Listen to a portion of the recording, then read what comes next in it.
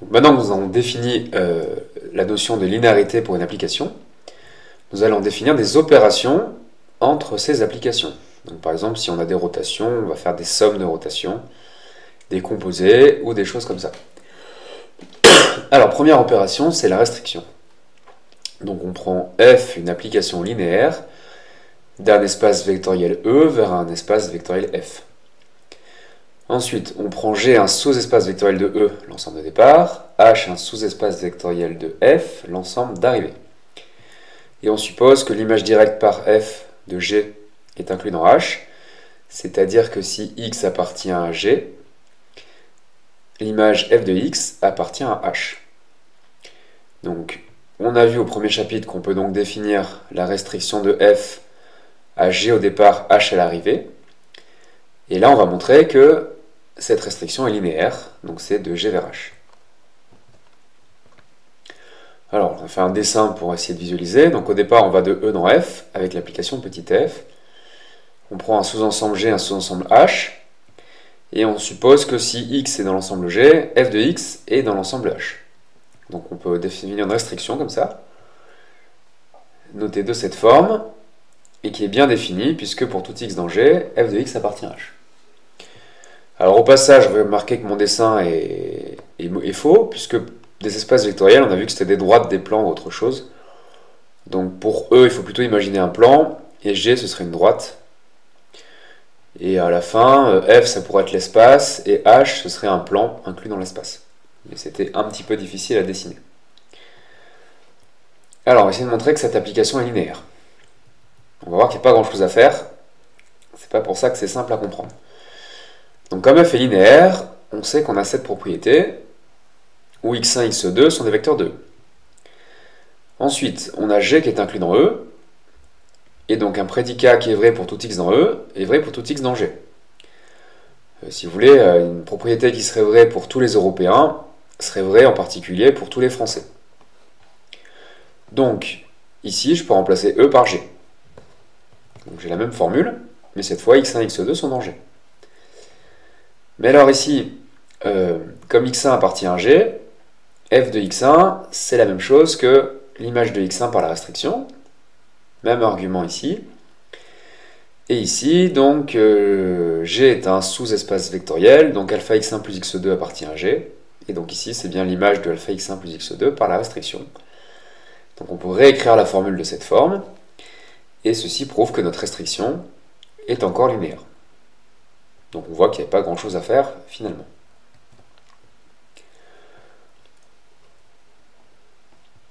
Voilà.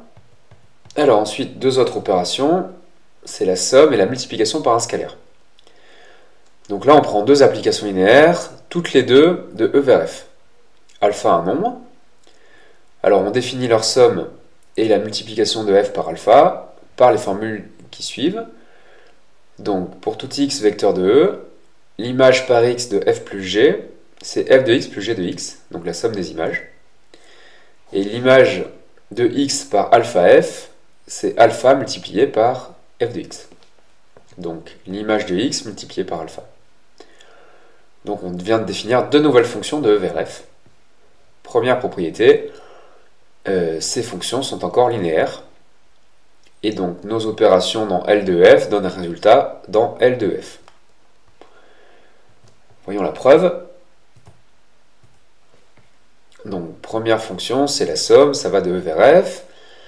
Pour montrer qu'elle est linéaire, on fixe alpha un nombre x1, x2, deux vecteurs quelconques, et on calcule l'image par f plus g de alpha x1 plus x2.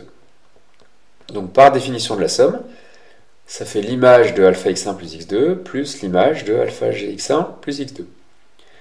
Là, on utilise que f et g sont linéaires pour passer à cette formule. Ensuite, on regroupe le premier et le troisième terme en mettant alpha en facteur. On regroupe le deuxième et le quatrième. Donc là, on a modifié l'ordre des termes parce que c'est des additions et l'addition des vecteurs commute. Et ici, on utilise la définition, mais en marche arrière. Quand on a f de x plus g de x, ça fait f plus g calculé en x. Donc ici, f de x1 plus g de x1, c'est f plus g en x1. F de x2 plus g de x2, c'est f plus g en x2. Et donc, cette égalité, ça égale ça, est vrai pour tout nombre et tout vecteur x1, x2, donc ça prouve que f plus g est linéaire. Voyons maintenant pour la multiplication par un scalaire. Donc même démarche. Alors notre scalaire, on l'appelle lambda parce qu'alpha c'est déjà pris. Et x1, x2 sont deux vecteurs de E. Donc on fait alpha f de lambda x1 plus x2. Par définition du point, ça fait alpha multiplié par f de lambda x1 plus x2. Comme f est linéaire, ça fait lambda f de x1 plus f de x2. Ici on développe, on a une multiplication et une addition. Et ici alpha fois lambda, c'est pareil que lambda fois alpha. Donc on arrive là. Et là, alpha fois f de x, c'est alpha f évalué en x. Pareil ici. Et donc ça égale ça, prouve que alpha f est linéaire. C'est ce qu'on voulait démontrer. Et donc, on arrive au corollaire 6, qui dit que si E et F sont deux espaces vectoriels sur K, alors L de F est encore un K espace vectoriel. Alors, comment on montre ce résultat? Donc on a dit que L de F c'était une partie de F puissance E, ensemble de toutes les applications. Ensuite on a vu que F puissance E était un K-espace vectoriel. Donc on va montrer que L de F est un sous-espace vectoriel de F puissance E. Pour cela, il faut montrer qu'il est non vide. On a déjà dit qu'il contenait l'application linéaire nulle, donc il est non vide. Et ensuite dans la proposition 5, on a montré qu'il était stable pour l'addition et stable pour la multiplication par un scalaire. Donc par caractérisation, c'est bien un sous-espace vectoriel de f puissance e. Alors c'est un résultat assez abstrait, c'est-à-dire si vous avez deux ensembles de vecteurs, l'ensemble des applications linéaires qui agissent sur ces vecteurs est encore un espace vectoriel, c'est-à-dire que nos applications, on voit ça comme des vecteurs. Donc par exemple, dans l'espace, vous avez des rotations, et l'ensemble de toutes ces rotations forme aussi un espace vectoriel, donc on peut voir nos rotations comme des vecteurs dans un espace encore plus abstrait, etc. etc. Donc il va falloir essayer de s'habituer à ça. Et alors en particulier, on peut faire E égale F ici, puisque E et F sont quelconques, donc ils peuvent être égaux. Et donc on obtient que L de E est un K-espace vectoriel. Alors, troisième type d'opération, c'est la composée au sens du premier chapitre. Donc on se donne un troisième espace vectoriel sur K qu'on appelle G. Alors premier résultat, si F est linéaire de E vers F et G est linéaire de F vers G, alors la composée est linéaire de E vers G. Deuxième résultat, si F est un isomorphisme de E sur F et G un isomorphisme de F sur G, alors la composée est un isomorphisme. Et même chose avec des automorphismes. Si on compose deux automorphismes de E, on obtient un automorphisme de E. Voyons la démonstration de ces résultats.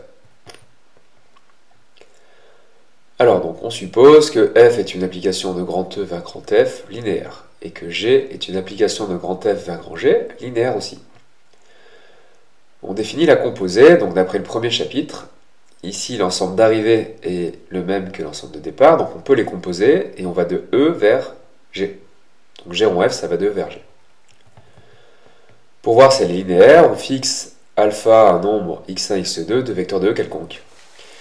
Et on calcule l'image de alpha x1 plus x2 par G rond F. Donc par définition de la composée, on obtient G de F de alpha x1 plus x2. Comme f est linéaire, ici, f de alpha x1 plus x2, ça fait alpha f de x1 plus f de x2. Et ensuite, on utilise que g est linéaire. Alors, il faut imaginer qu'on a g de alpha y1 plus y2, ça fait alpha g de y1 plus g de y2. Et ensuite, par définition de la composée, g de f de x1, c'est g rond f évalué en x1, même chose ici. Et donc là, on vient de montrer que g rond f était linéaire. Alors en particulier, si les trois espaces vectoriels sont égaux, on a montré que si on prend deux endomorphismes de E, la composée est encore un endomorphisme de E. Et alors 2 et 3, c'est évident, puisque si on prend des isomorphismes, comme ils sont linéaires, on vient de montrer que la composée est linéaire. Et ensuite, un isomorphisme, les fonctions sont bijectives, Et on a vu au premier chapitre qu'une composée de bijection est une bijection. Donc G rond F, elle est encore linéaire et bijective, donc c'est un isomorphisme. Et le troisième point, c'est le cas où E, F et G sont égaux. Donc on prend des endomorphismes bijectifs. La composée est un endomorphisme bijectif.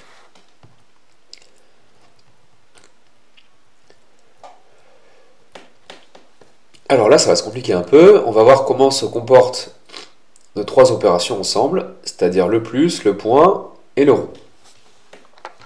Donc les résultats sont là. G rond F1 plus F2, ça fait G1 rond F1 plus G1 rond F2. Et G1 plus G2 rond F1, ça se développe aussi. Si on prend un nombre, G1 rond alpha F1, ça fait alpha G1 rond F1 ou alpha G1 rond F1. Donc on peut mettre le alpha où on veut. Alors on avait vu que rond était associatif, c'est-à-dire qu'on peut déplacer les parenthèses. Par contre, elle ne commute pas. G rond F n'était pas égal à F rond G en général. Donc, comment retenir ces règles de calcul? On voit que rond, ça a un petit peu les mêmes propriétés qu'une multiplication, puisque c'est distributif par rapport à l'addition. Mais une multiplication qui ne commute pas. Donc dans les calculs, il faut vous appuyer sur ce que vous avez appris pour le produit matriciel. Donc il faut imaginer que les ronds là, c'est comme des croix, comme si on multipliait des matrices. Donc on peut distribuer, mais attention, ça ne commute pas. Alors cette analogie, elle sera d'ailleurs expliquée plus tard. On verra qu'il y a vraiment que c'est quasiment la même chose. La composée des applications linéaires et la multiplication des matrices. Mais ce sera dans un autre chapitre. Alors on va faire la preuve, mais on va voir qu'elle n'est pas facile. Donc les fonctions petit f sont linéaires de E vers f, et les fonctions petit g sont linéaires de f vers g. Alors première chose, vous additionnez f1 et f2, ça va encore de E vers f. G, elle va de f vers g, donc quand vous composez, vous allez de E dans g. Alors ensuite, il s'agit de montrer que deux fonctions sont égales. Pour ça, il faut montrer qu'elles prennent la même valeur en tout point. Donc on prend tous les vecteurs de E et on évalue cette fonction en x. Donc par définition de la composée, on a cette formule. Ici on a une somme d'applications, donc on arrive là par définition de plus. Ensuite là on a une somme de vecteurs, et G1 est linéaire, donc on peut couper en deux par linéarité de G. Et ici, G de f de x, par définition, c'est G rond f en x, pareil ici, avec d'autres indices. Et là, on a une somme de fonctions évaluées au même vecteur. Par définition de la somme, ça fait ceci. Et donc, comme ces deux fonctions prennent la même valeur en tout x, ces deux fonctions sont égales. Alors, petite remarque, ici, j'ai pas mis de parenthèse autour de ces deux termes, puisqu'en fait, on sous-entend que la composée est prioritaire sur l'addition. C'est-à-dire quand vous lisez cette formule, vous faites d'abord les composés et ensuite le plus. Et donc on peut remarquer que j'ai utilisé que G1 était linéaire, mais je n'ai pas utilisé que F1 et F2 étaient linéaires. Donc là, on va dire que c'est distributif à droite. Maintenant, on va montrer que c'est distributif à gauche. Alors c'est un peu la même idée. On fait G1 plus G2 rond F1 en x. Par définition du rond, ça fait ceci. Par définition du plus entre deux fonctions, ça fait la somme des images. Mais G de f de x, c'est G rond f de x, pareil ici. Et là, donc, par la définition, on additionne deux images au même point. Donc ça fait la somme des deux fonctions évaluées en x. Et comme c'est vrai pour tout x, on a montré l'égalité des deux fonctions.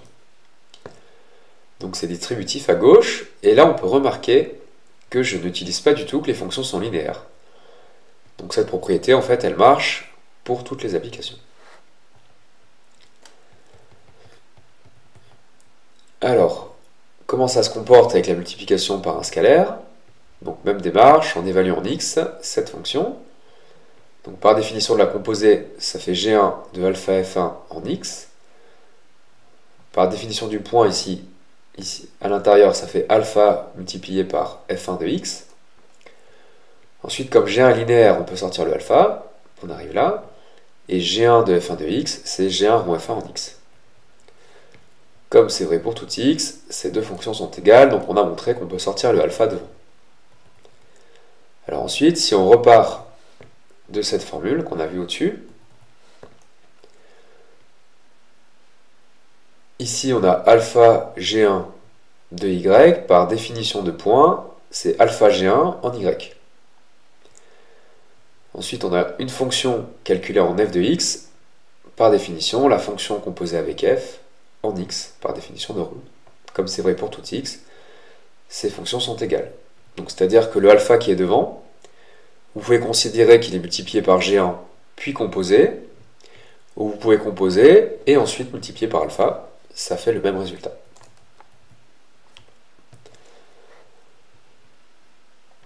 Voilà.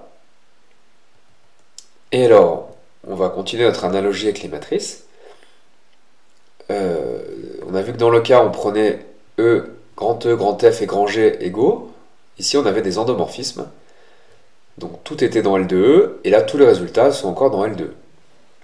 Alors l'analogie avec les matrices, c'est que si vous faisiez des sommes et des produits de matrices carrées, on obtenait des matrices carrées de même taille. Ça avait permis de définir les puissances d'une matrice carrée. Et bien avec la même idée, on va pouvoir définir les puissances d'un endomorphisme.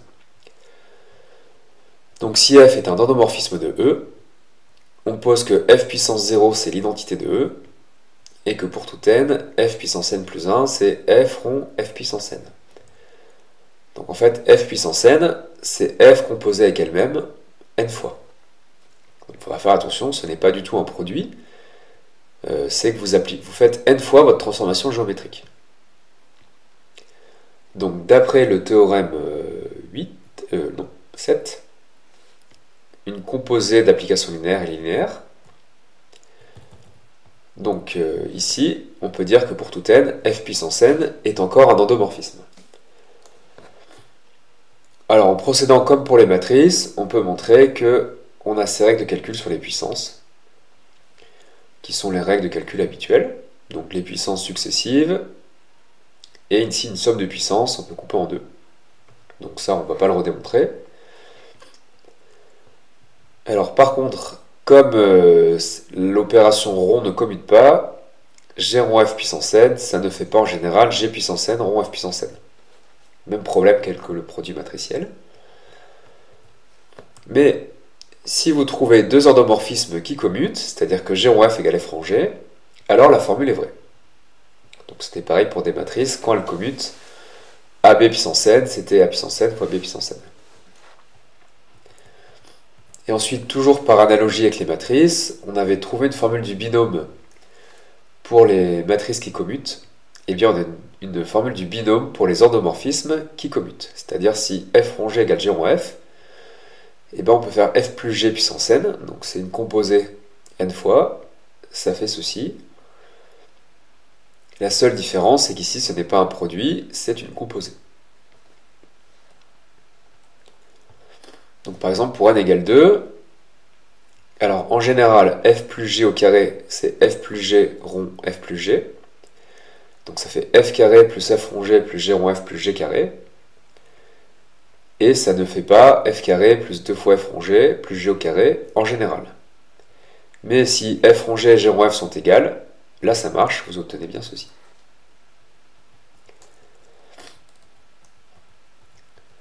Alors dernière opération, c'est l'opération de bijection réciproque. Donc on a vu qu'une fonction bijective admet une fonction réciproque. Et bien le théorème 13 nous dit que si on a un isomorphisme, donc une fonction linéaire bijective, la bijection réciproque est encore un isomorphisme, donc c'est-à-dire qu'elle est encore bijective et linéaire. Et quand E et F sont les mêmes ensembles, on a la même phrase avec automorphisme. Donc voyons la preuve de ce résultat. Donc on prend F, une application de E vers F, qu'on suppose linéaire et bijective de E vers F. Donc d'après le premier chapitre, il existe une fonction f-1 qui est la fonction réciproque de f vers E, et on a vu qu'elle était elle aussi bijective. Donc il reste à montrer qu'elle est linéaire. Donc pour ça, on prend alpha un nombre et deux vecteurs y1, y2 dans f, puisque l'ensemble de départ de f-1, c'est f. Alors pour se ramener à des calculs dans E, l'ensemble de départ de petit f, on pose x1, f-1 de y1, et x2, c'est f-1 de y2. Donc x1, x2, ce sont des vecteurs de E, et f de x1, ça fait y1, f de x2, ça fait y2. Alors après, on utilise que f est linéaire. Donc f de alpha x1 plus x2, c'est alpha f de x1 plus alpha f de y2. D'après les deux formules qui sont là, ça fait alpha y1 plus y2. Donc maintenant, on évalue f-1 en ce vecteur. Donc f-1 de f de alpha x1 plus x2, ça fait f-1 de alpha y1 plus y2. Alors ici, on sait que f-1 de f, ça fait l'identité. Donc ça fait alpha x1 plus x2. Et le membre de droite, on l'a gardé. Et à gauche, eh bien, on revient au départ. x1, c'était f-1 de y1. x2, c'était f-1 de y2. Donc on remplace x1 et x2 par leur définition. On arrive là. Et comme ceci est vrai pour tout scalaire alpha, tout vecteur y1, y2, on a bien montré que f-1 était bijective. Et le deuxième point, on l'a dit, est évident. Donc ça, c'est démontré. Et donc, toujours par analogie avec les matrices, on va pouvoir définir les puissances négatives pour un automorphisme, c'est-à-dire un endomorphisme pour définir les puissances, et il va être bijectif pour avoir des puissances négatives.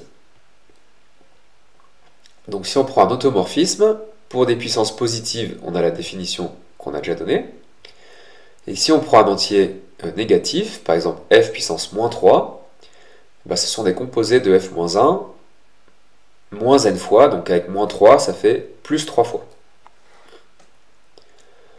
Et donc on peut montrer que nos règles de calcul qu'on a données pour les entiers positifs sont encore vraies que des entiers négatifs. Et on peut montrer ça aussi que si vous composez n fois la bijection réciproque, donc c'est ce qu'on a appelé f-n ici, bah ça revient à prendre la bijection réciproque de f puissance n. Donc ceci termine ce paragraphe. Donc nos applications linéaires qui agissent sur des vecteurs, on sait donc les additionner, les multiplier par un nombre, les composer, et quand elles sont bijectives, on pourra prendre leur bijection réciproque. Donc on a toutes ces opérations à disposition. Et en plus, on a vu qu'une application linéaire qui agit sur des vecteurs peut elle-même être vue comme un vecteur d'un espace vectoriel plus abstrait. Donc ça, c'est aussi un point qu'il faut garder en tête pour la suite.